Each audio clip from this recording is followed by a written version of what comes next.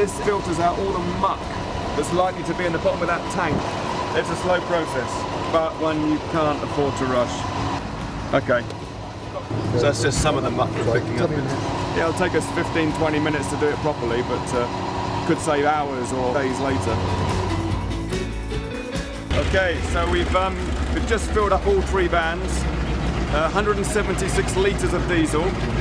That's just under 20,000 Kazakhstan tenge, which is about 72 quid. So works out about 40p a litre, so pretty cheap compared to back home.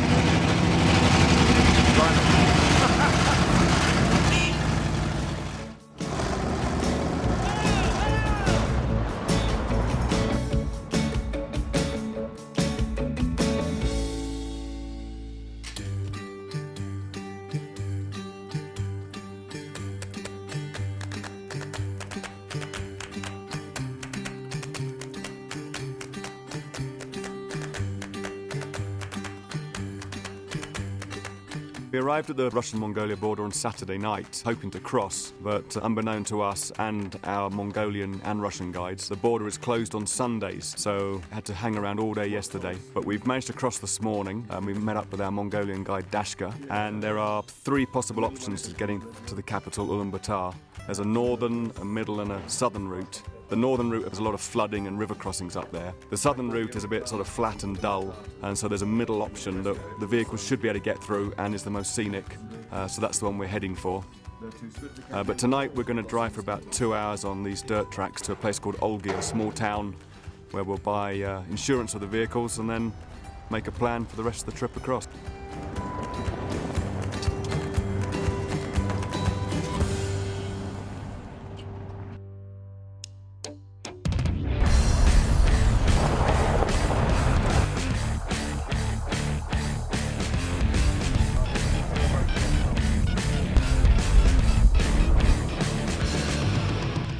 This morning from Olgi, and the roads got pretty bad.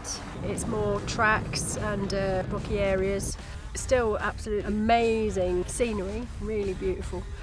At some point we hit a river. So the first one was like a little stream. You had our illustrious leader sort of go in there and tread the water a bit to see how high it would be, and then we obviously went through. Then the next one, saw van 1 go through, went right through the river, came out the other side, sort of kissed the ground, and then carried on a bit more, and there was another river crossing.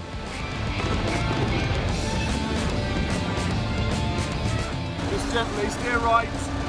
Go on. No, it's beach. You won't go either way. Stuck in a river. Engine off, and they're now digging. Okay guys, put them in finger tight and always back off at least quarter of a turn.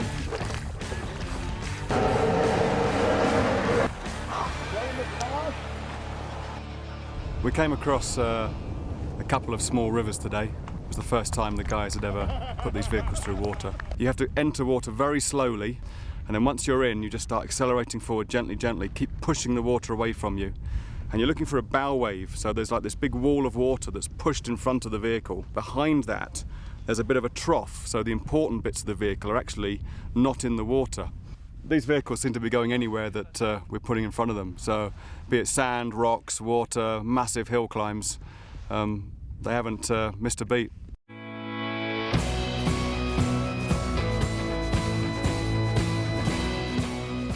We were driving and crested over a hill, and down on the bottom there was a Toyota Prius of all vehicles, and he'd bogged himself straight into a big sandy patch. We thought we were a bit daft trying to get Vivaro vans across Mongolia.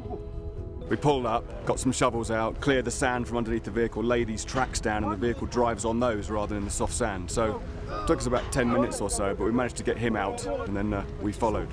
There's no way we could just pass somebody like that and just leave them to fend for themselves. So I think it's good, you know, everyone needs to look after each other in this part of the world.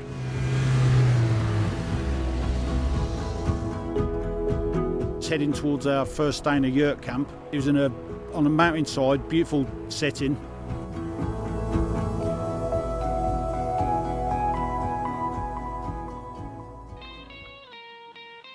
It's difficult to get to grips with driving on the rough roads. Obviously the vans are low and they can get caught out in the rocks. A lot of dust and it takes a lot of concentration. We've been driving all day and we haven't really covered much mileage. But actually, it's so beautiful, you really don't mind. It's just out of this world.